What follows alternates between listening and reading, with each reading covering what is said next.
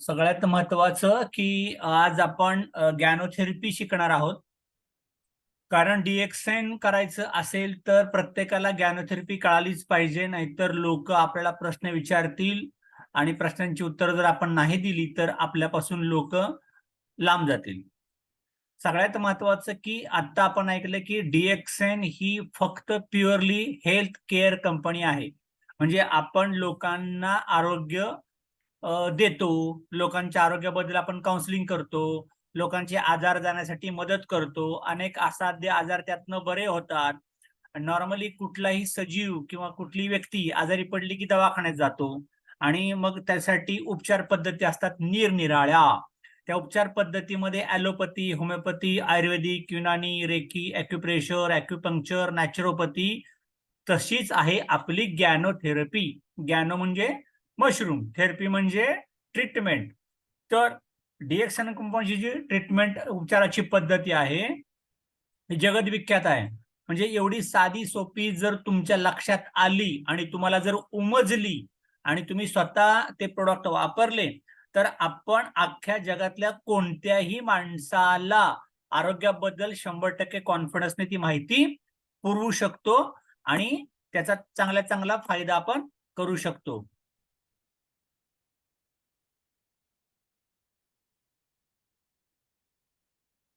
Okay.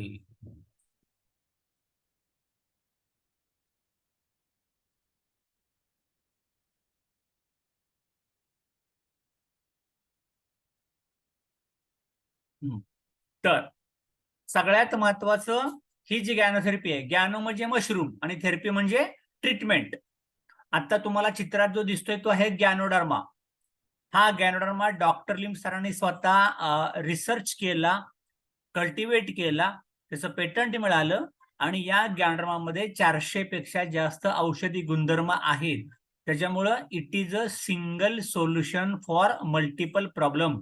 म्हणजे डीएक्सएनचे product जर तुमच्या खाण्यामध्ये राहिले तर तुम्हाला असंख्य आजारातून मुक्ती मिळू शकते, तुमचे रिपोर्ट नॉर्मलला येऊ शकतात.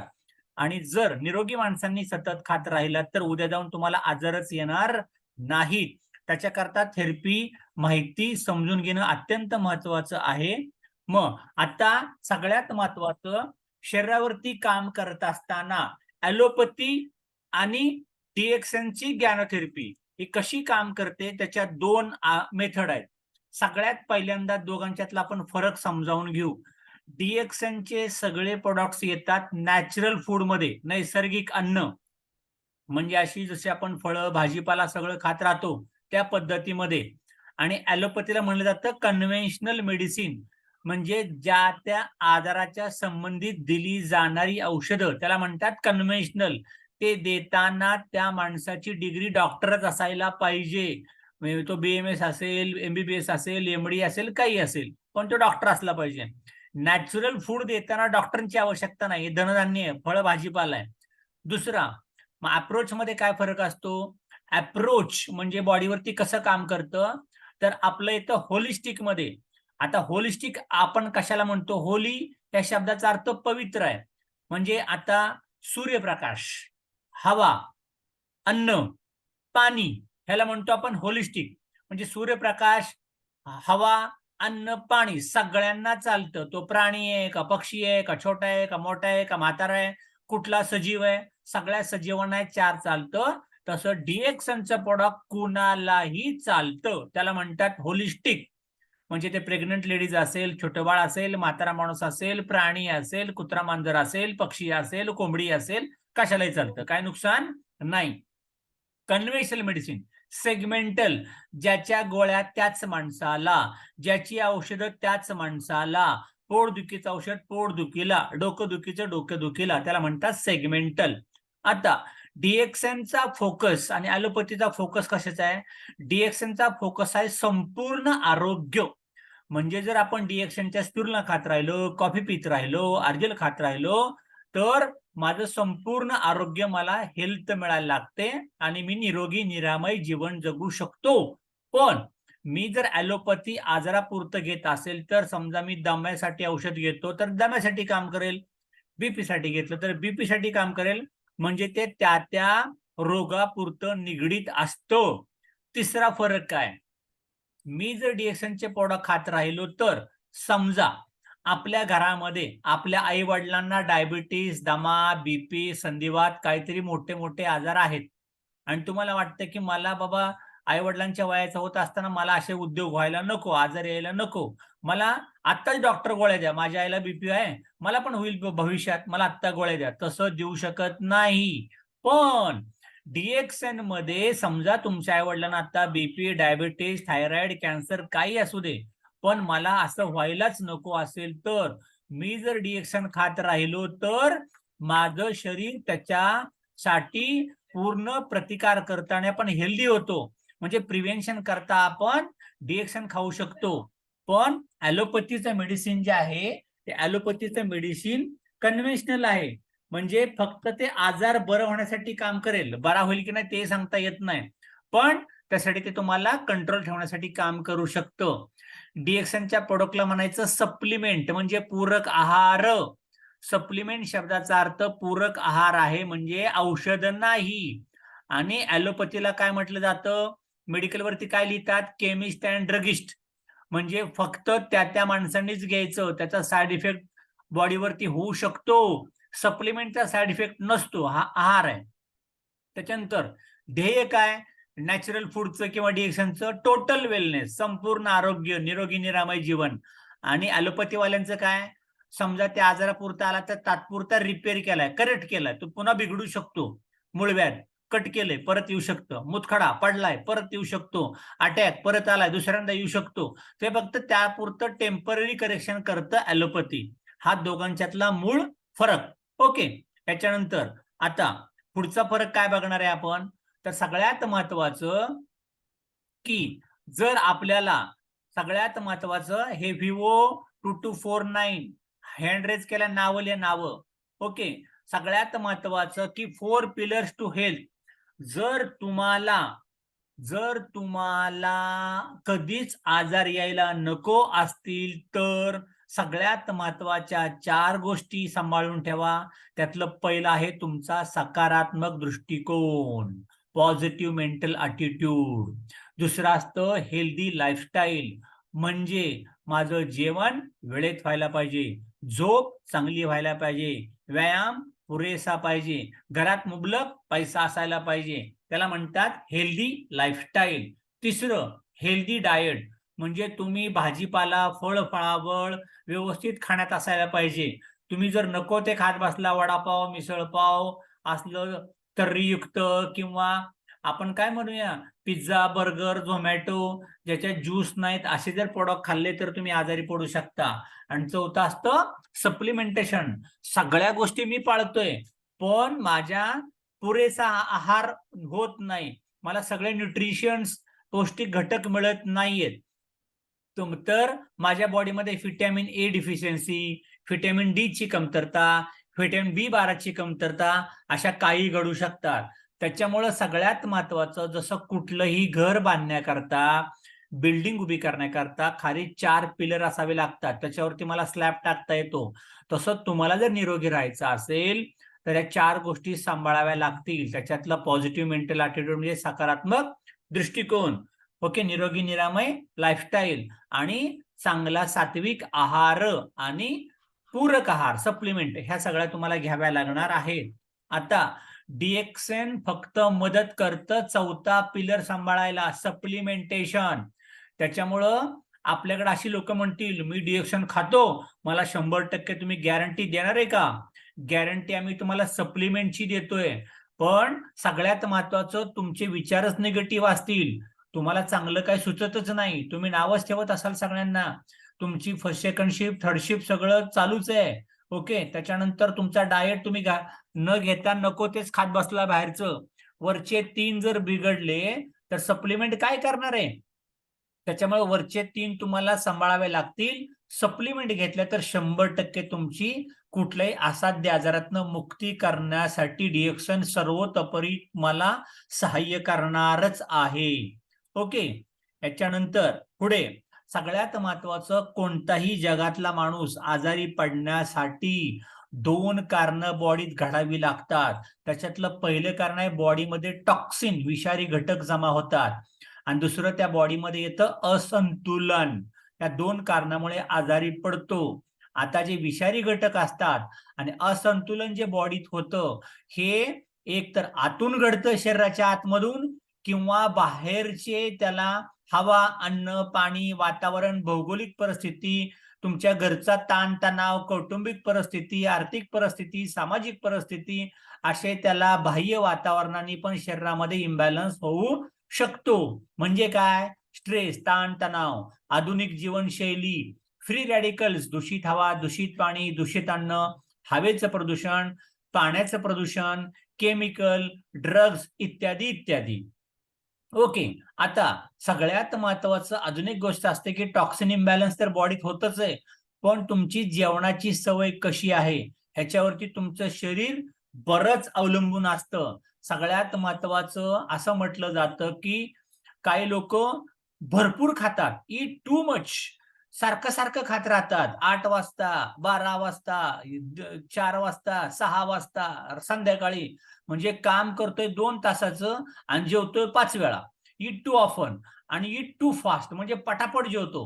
जुन्या काळात काय शिकवलं तुम्हाला? एक घास 32 वेळा चावून खावावा, म्हणजे तुमच्या तोंडातली लाळ, सलायवा त्याच्यात मिसळते, खाल्लेलं अन्न चांगलं पचतं, पोटावरती लोड येत नाही. पण आता एक गोष्ट लक्षात ठेवा, तुम्हाला जर टीव्हीच्या समोर जेवायला वाढलं आणि तुम्हाला टीव्ही बंद करून जेवायला वाढलं, तर कुठलं जेवण जास्त जाईल? टीव्ही चालू असताना. आणि बंद करत असताना मग तुम्हाला जेवण नियमित जावं लागेल. Eat too much acidic food. Too much acidic म्हणजे काय? की जे धनधान्याचं बनलेलंच नाही, म्हणजे वडापाव, मिसळपाव, हॉटेलिंग फूड किंवा तंदूर खाल्लंय, परतलेलं खाल्लंय, शिळं खाल्लंय, पाव खाल्लेत, असे जे गोष्टी तुम्ही खाता ते ऍसिडिक फूड खाण्यामध्ये आजकाल तुमच्या जास्त येतं. ओके. पॅकिंग फूड आणि जास्त शिजवलेलं, जास्त उकळलेलं, म्हणजे फार त्याच्या 2-4 तीच भाजी केली 3दा उकळत बसलाय. आता हॉटेलमध्ये आपण बघितलं की नाही, त्याच भाज्या परत परत गरम करतात. अशाने पण तुम्हाला त्रास होऊ शकतो. आणि चौथं, तुमच्या खाण्यामध्ये खूप कमी भाजीपाला असेल तर हिरव्या पालेभाज्या, या 4 कारणामुळे तुम्ही आजारी पडता आणि तुमच्या बॉडीमध्ये खाल्लेलं अन्न पचतच नाही.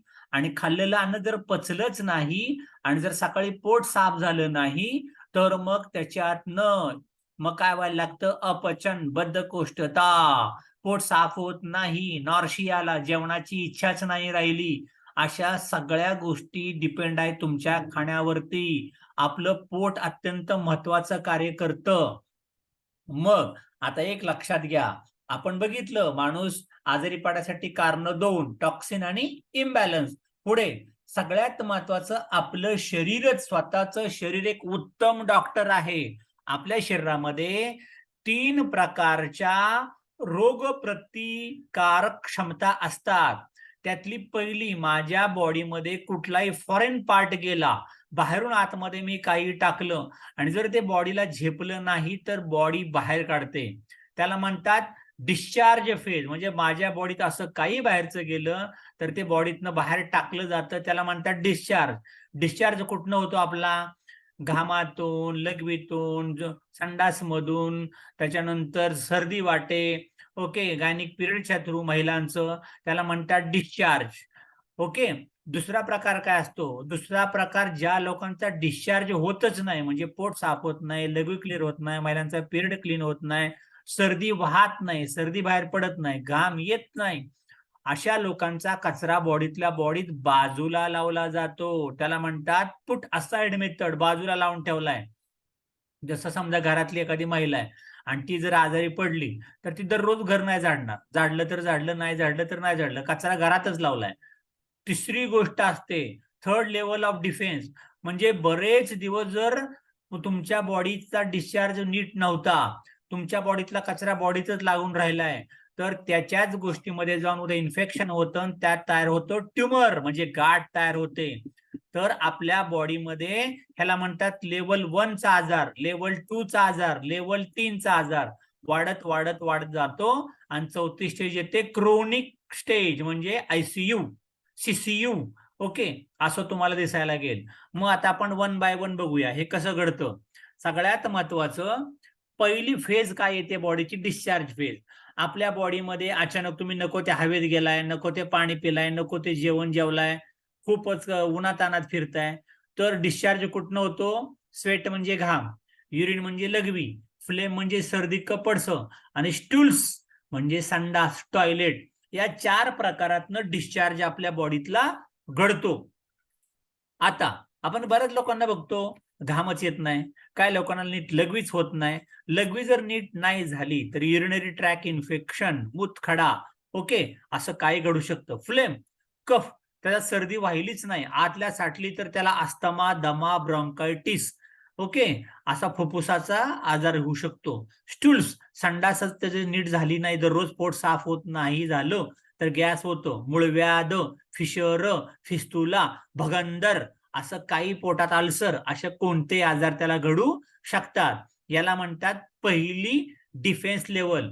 म्हणजे तुम्हाला सर्दी होते किंवा तुम्हाला चुकीचं काय खाल्लं की जुलाबच लागतात, उन्हात गेल्यावर भरपूर घामच येतोय, चांगली गोष्ट आहे, वाईट काय नाही.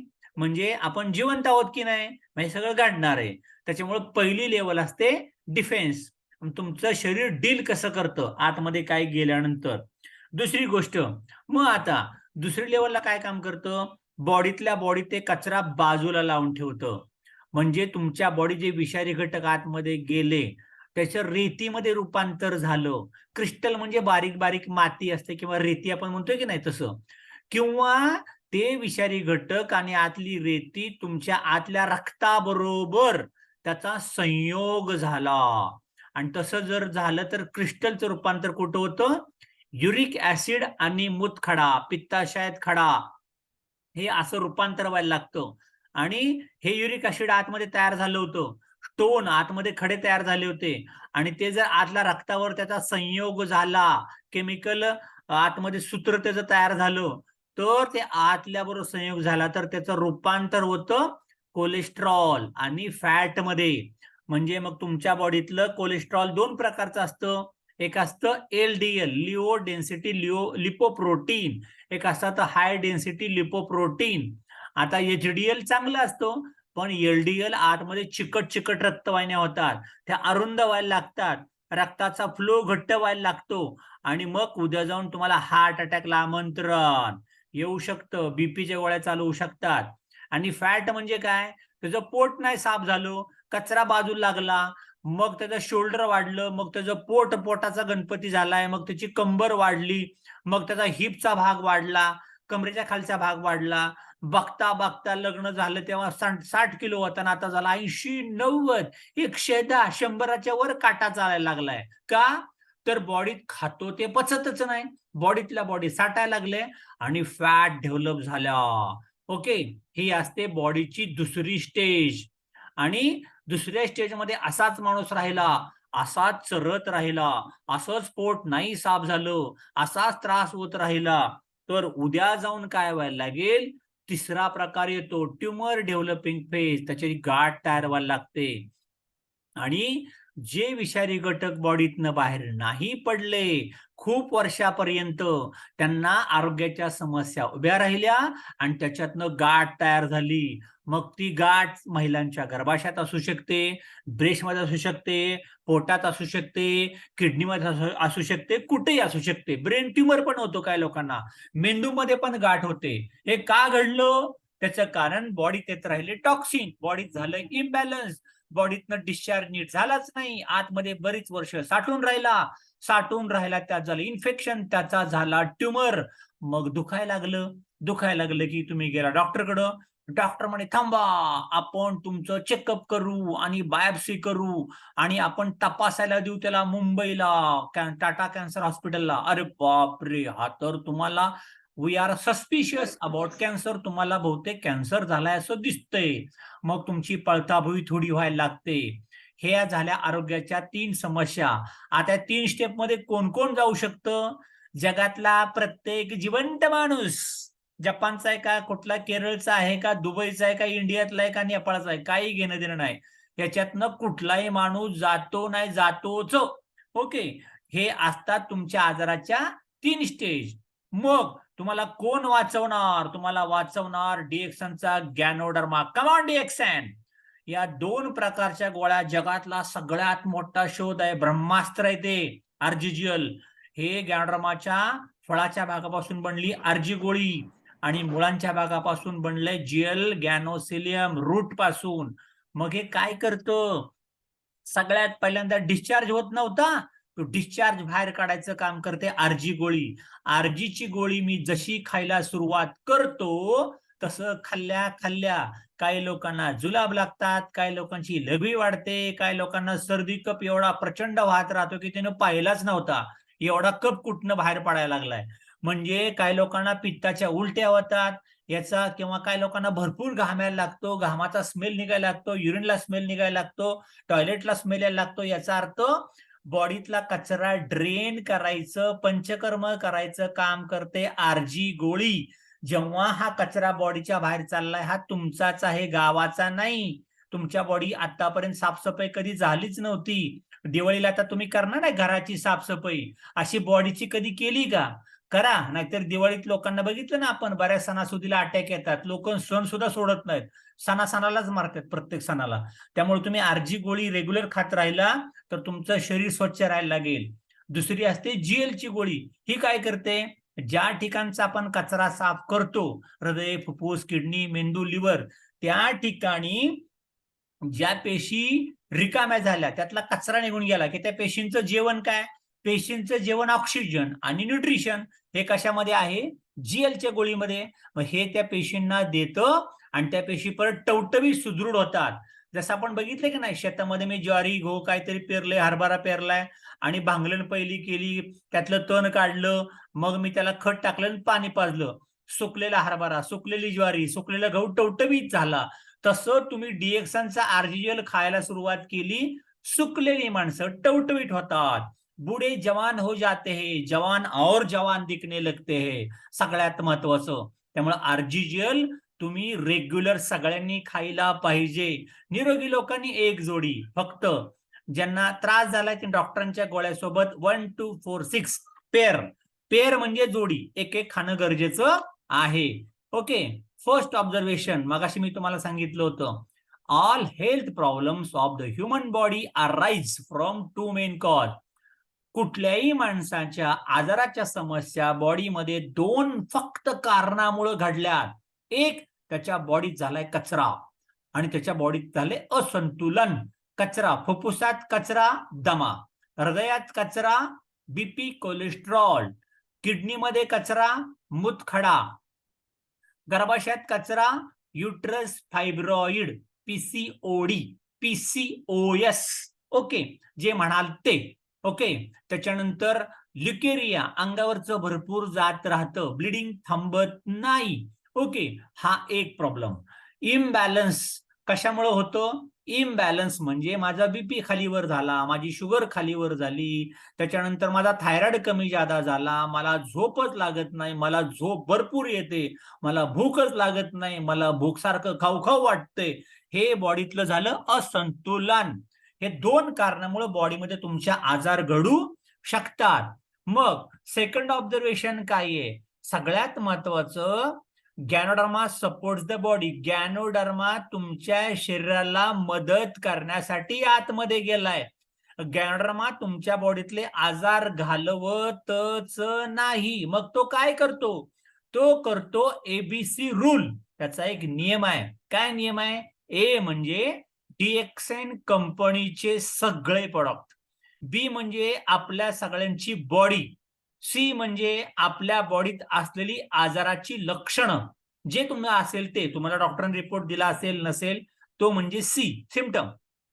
मग ए काम करतं बी वर, म्हणजे डीएक्सनचे प्रोडक्ट बी ला मदत करतात.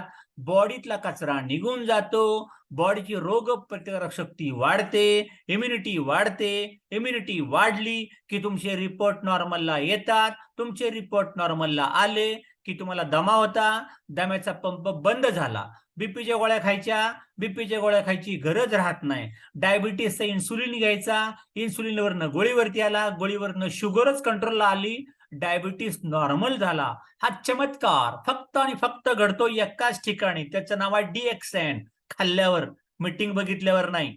त्यामुळे खायचं, बोलायचं, हे मीटिंगचं रेकॉर्डिंग मिळेल, लोकांना ऐकवायचं, घराघरात जाऊन ऐकवायचं, समाज सेवा, सोशल सेवा, कुणी घेऊ दे नाही घेऊ दे, आपण एखाद्याचं कुंकू वाचवू शकतो, आपण एखाद्याला जीवनदान देऊ शकतो, आणि त्यांनी जर तुम्हाला दुवा दिली तर तुमचा आबादी आबाद. सगळ्यात महत्वाची लोकांचे ब्लेसिंग कमवायचं एकच कंपनी जगामध्ये अवेलेबल आहे, तिचं नाव DXN.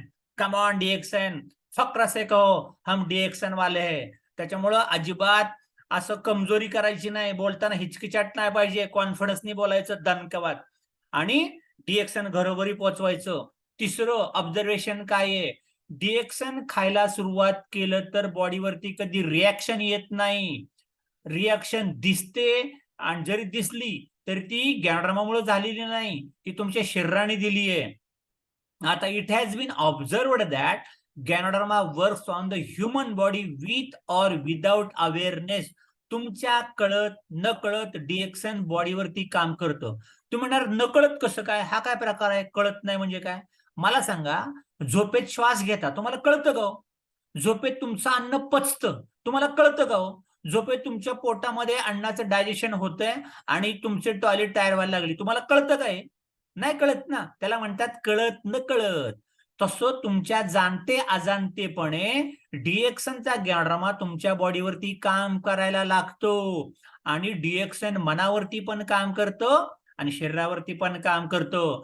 डॉक्टरच्या गोळ्या फक्त आजारावरती काम करतात, पण DXNच्या गोळ्या खाल्ल्यावरती मानसिक शांतता, स्ट्रेस कमी व्हायला लागतो, आजार नॉर्मल यायला लागतात. त्याच्यामुळे सगळ्यात महत्वाचं DXN मनावरती आणि शरीरावरती अशा दोन ठिकाणी काम करतं. पण DXNचे प्रोडक्ट खाल्ल्यावरती ते एलिमेंट रिफ्लेक्शन म्हणजे काय, की समजा आता तुम्हाला त्याचं एक उदाहरण देतो, रिफ्लेक्शन आणि रिॲक्शन मध्ये काय फरक आहे. समजा आपण चालवतोय कार, आणि मागचा एक कारवाला आला आणि त्यांनी तुम्हाला कार धडकवली, तुम्ही गाडीतनं उतरला, तुम्ही त्याला एक वाजवली आणि त्यांनी दोन वाजवल्या, त्याला म्हणतात रिॲक्शन. रिफ्लेक्शन म्हणजे काय, रिफ्लेक्शन म्हणजे आता म्हणजे सगळ्यात महत्वाचं की तुम्ही बॉडीनी काय प्रतिसंवाद दिला. तुमची जर मारामारी झाली, त्यांनी तुम्हाला मारलं किंवा तुम्ही त्याला मारलं आणि त्याच्या अंगावरती वळ उठले, तर त्याला म्हणायचं रिफ्लेक्शन. रिॲक्शन म्हणजे ऍक्च्युअल मारामारी, रिफ्लेक्शन म्हणजे शरीराने काय प्रतिसाद दिला. मग DXN खाल्लं आणि तुम्हाला जर सर्दी कफ खोकला भरपूर झाला, तर साधा नियम आहे, तुमच्या फुफ्फुसातला कचरा बाहेर चाललाय. जर तुम्ही DXNचे प्रोडक्ट खाल्ले आणि तुमचं पोट गच्च झालं, पोटच दुखायला लागलं, तुमच्या लहान आतड्यात भरपूर कचरा अडकलाय, गरम पाणी भरपूर प्यायचं, 3 लिटर 2.5-3 लिटर. जर तुम्ही DXNचे प्रोडक्ट खाल्ले आणि तुम्ही जुलाबावरती बसलाय, तर तुमच्या मोठ्या आतड्यामध्ये कचरा जास्त आहे, तुम्हाला जुलाबा वाटते, तुमचं मोठं आतडं साफ करायचं काम करतंय.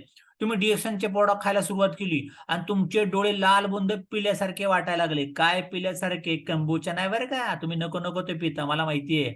तसं पिल्यासारखं वाटले तर तुमच्या लिव्हर मधला कचरा बाहेर जायला लागलाय. तुम्ही DXNचे प्रोडक्ट खाल्ले आणि तुम्हाला उलटी झाली पित्ताची, तर तुमच्या बॉडीतलं ऍसिड सगळं उलटीतनं बाहेर पडलंय. घाबरायची काही गरज नाही. तुम्ही DXN खाल्लाय आणि नाचायलाच लागला, डिंकाची का हो हो हो, ह्याचा अर्थ तुमच्या हार्ट मधला कचरा निघून गेला, आनंदी आनंदगडे जिकडे तिकडे चोहीकडे असं व्हायला लागले. आणि सगळ्यात महत्वाचं, तुमच्या लिव्हर मध्ये जर काही कचरा असेल आणि तो जाताना असेल, फुफ्फुसात काही कचरा असेल, तर तुम्ही इमोशनल होता, रडायलाच लागता. मग तुम्ही बघितलं का कधी तुम्हाला काही ठराविक लोक दिसली की तुम्हाला रडायलाच येतं, याचा अर्थ तुम्ही इमोशनल, तुमचं हृदय आतनं भरून आलंय.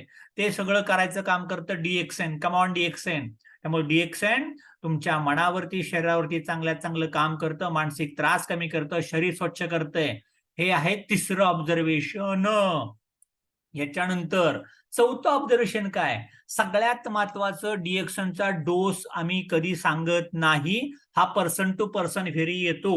पण आपल्या डॉक्टर लिम सरांनी DXNचा आरजीजेल कोणालाही सांगताना एक मेथड सांगितली. काय सांगितली, कुणाला पण जर चालू केलं तर पहिला आठवडा 1 जोडी, दुसरा आठवडा 2 जोड्या सकाळ संध्याकाळ, तिसरा आठवडा सकाळ दुपार संध्याकाळ, आणि चौथा आठवडा 2 RGGL सकाळी, 2 RGGL दुपारी आणि 2 RGGL संध्याकाळी, 6 पेअर.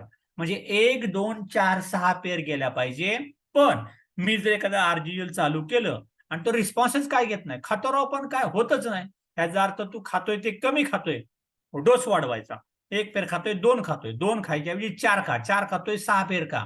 आणि समजा त्यांनी 2 पेर खायला सुरुवात केला आणि तो बसला जुलाबावर, त्याला भरपूर झाली सर्दी, ओके, किंवा त्याला कफ भरपूर झालाय, तर सगळ्यात महत्वाचं त्याला विचारा की तुला हे सहन होतंय का? सहन होत असेल तर होऊ दे, काय कचरा बाहेर पडतोय तर पडत जाऊ दे, एकदा पडून सगळा जाऊ दे, मग तुला चांगलं वाटायला लागेल. पण त्याला सहनच होत नाही, मला कामाला जायचंय सर राव, तुम्ही दिले डिरेक्शन, मला जुलाब लागलेत, माझं पोट साफ व्हायला लागले, मग कामावर आल्यावर खा, संध्याकाळी 5 वाजता रात्री झोपताना, किंवा 2 जोड्या खाताय तर 1 जोडी खा, 1 जोडी खाताय तर 1 दिवसाड खा, बंद करायचं नाही, सगळ्यात महत्वाचं. आणि डिपेंड आहे की कोणाला 2 महिन्यात बरं वाटेल, कोणाला 15 दिवसात बरं वाटेल, कोणाला 2 वर्ष झाली तर बरं वाटणार नाही. कशावरती डिपेंड आहे? तुमच्या बॉडी मधला वात, पित्त, कफ दोष कसा आहे, आजार जुना किती आहे, पथ्य पाणी पाळता का नाही पाळता, आणि तुमच्या मनाने हो म्हणलंय का आपलं कुणीतरी दिले म्हणून खायचं काम करताय. त्यात सगळ्यात महत्वाचा विश्वास, डिएक्शनचा अर्थ आहे विश्वास, तुमचा विश्वास असायला पाहिजे. हे असं 4थं ऑब्झर्वेशन आहे. मग अजून एक काम काय, आजारी पडताना आपण आजारी पडू नये याच्याकरता जेवणाची काळजी काय घ्यायची, आपण जे अन्न खातो ते 2 सदरामध्ये येतं.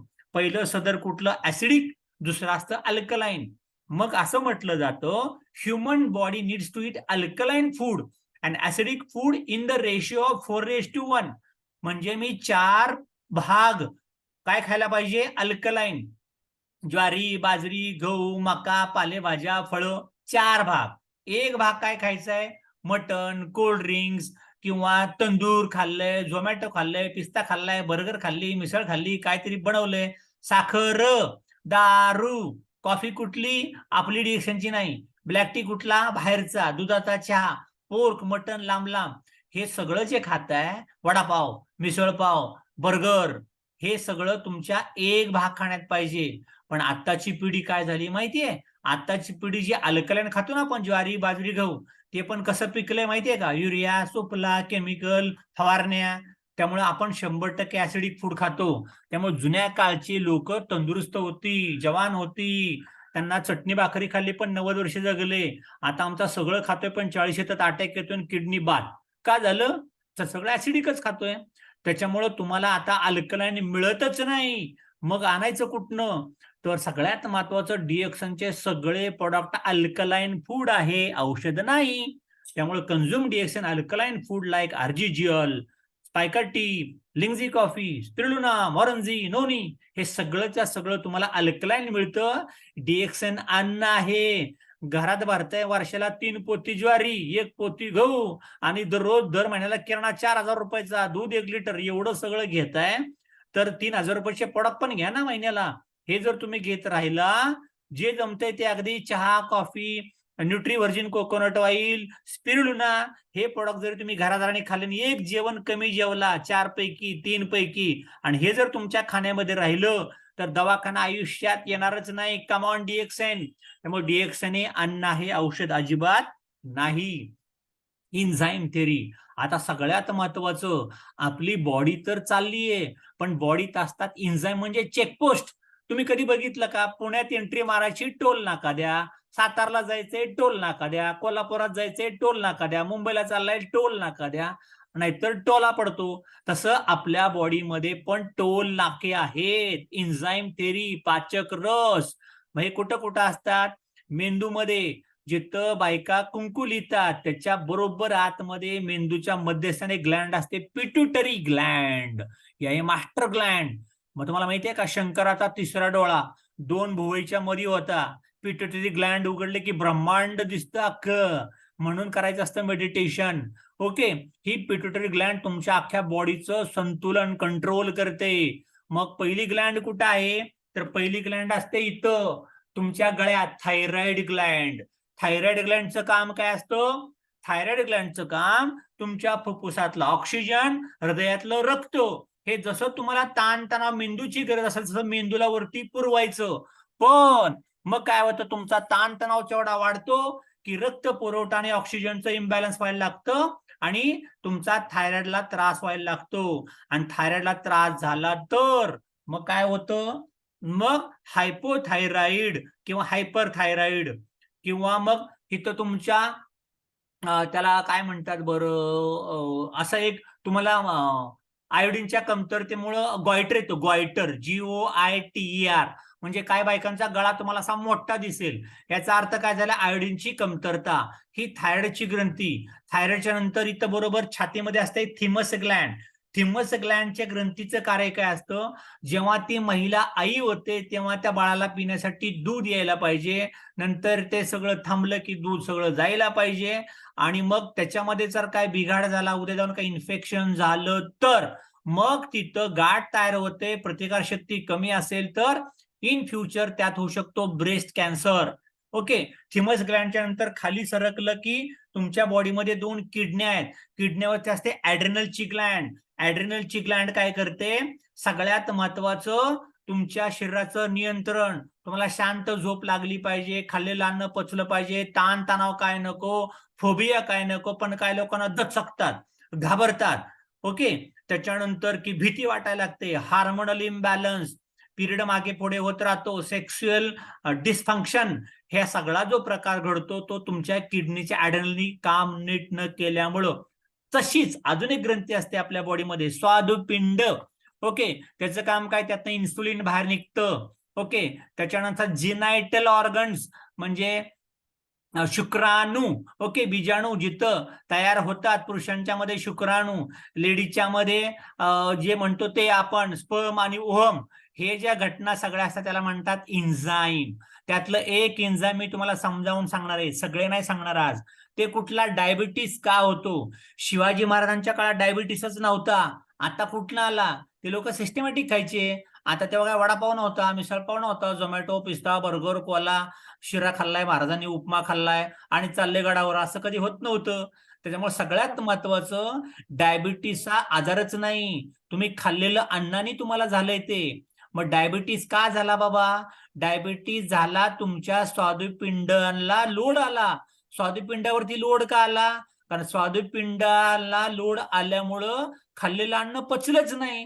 खाल्लेलं अन्नच पचलं नाही, पचन संस्थेवरती लोड आला, कारण अन्न खाल्लं त्यामध्ये ज्यूसच नव्हता. ज्यूस नव्हता म्हणजे काय, मी आज जे अन्न खातो, मी दोडका खाल्ला, मी बटाटा खाल्ला, मी कुठलं वांग्याची भाजी खाल्ली, जे खातो, फळभाज्या खातो, त्यात रस असतो. पण आताच्या पिढी जे अन्न खाते त्यात रसच नाही. पाव खाल्लाय, मिसळ खाल्लाय, बर्गर खाल्लाय, कुठे रस आहे त्याच्यामध्ये. त्याच्यामुळे रस नव्हता, पण खाल्लेल्या अन्नामध्ये नुसता त्याने मैदाच खाल्लाय ना, आटाच खाल्लाय, आणि त्याच्यामुळे पचनावरती लोड आला. पचनावरती लोड आला की पॅन्क्रियाजवरती लोड आला. पॅन्क्रियाजवरती लोड आला की इन्सुलिन निघायचं बंद झालं आणि झाला डायबिटीस. मग डायबिटीस प्रॉब्लेम होता का, नव्हता. प्रॉब्लेम काय होता, तुम्ही खाताय त्या अन्नामध्ये एन्झाईम कमी होत चालली आहेत. पहिल्यासारखा रस नाही राहिला. माणसात पण नाही राहिलं खरं, फळांच्यातला सोडा आता, माणसांचा पण कमी झालाय. त्याच्यामुळे सगळ्यात महत्वाचं, जो रस असतो तुमच्या अन्नातनं भाजीपाल्यात जायला पाहिजे, तो पोटात न गेल्यामुळे तुम्हाला डायबिटीस झालाय. मग असं अन्न आणायचं कुठनं ज्यातनं रस असेल, आहे ना आमच्याकडे आर्जिजियल, स्पिरुलिना, मॉरंझी, नोनिजी, रसच रस, फुल ऑफ एन्झाईम. मग असे जर प्रोडक्ट मी खाल्ले तर तुमच्या बॉडीला एन्झाईम भरपूर जायला लागतील.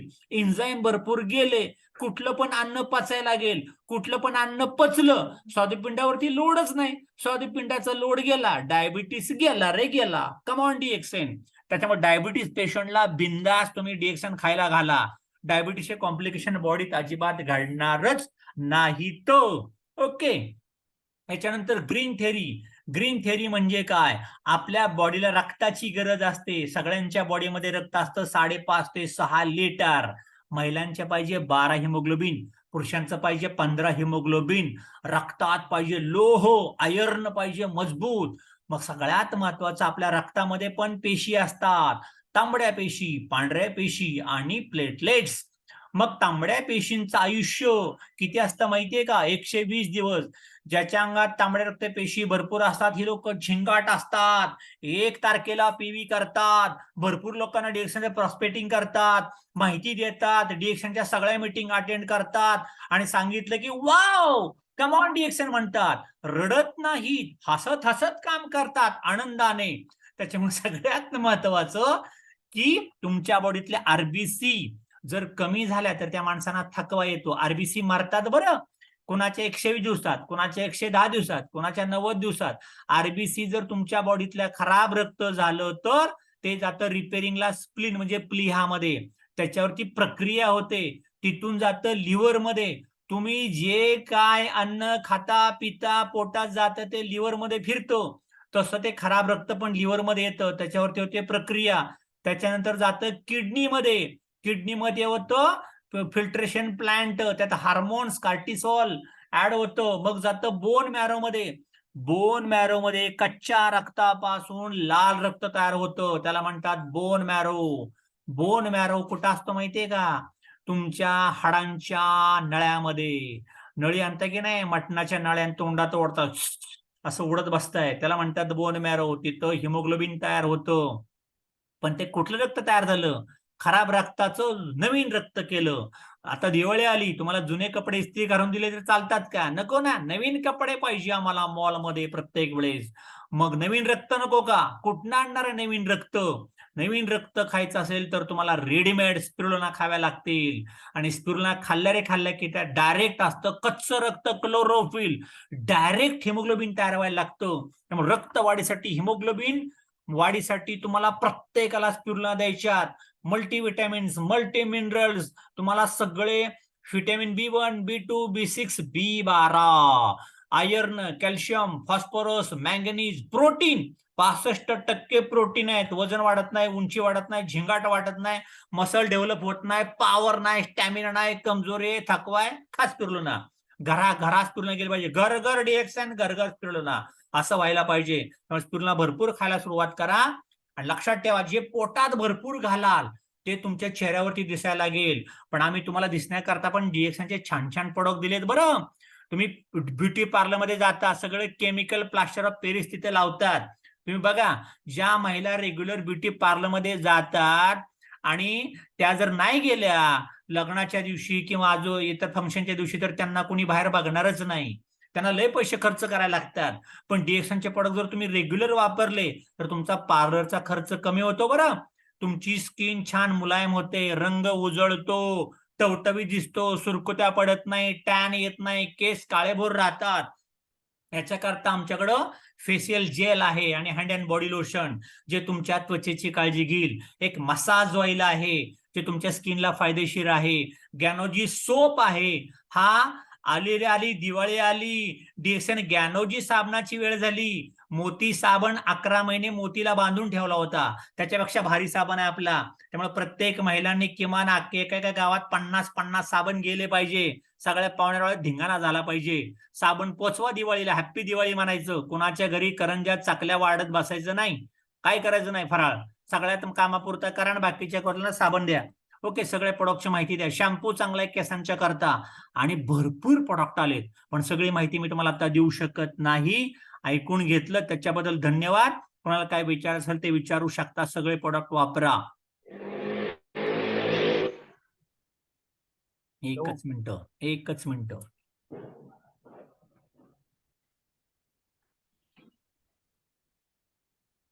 ओके, मला बघू दे कुठं.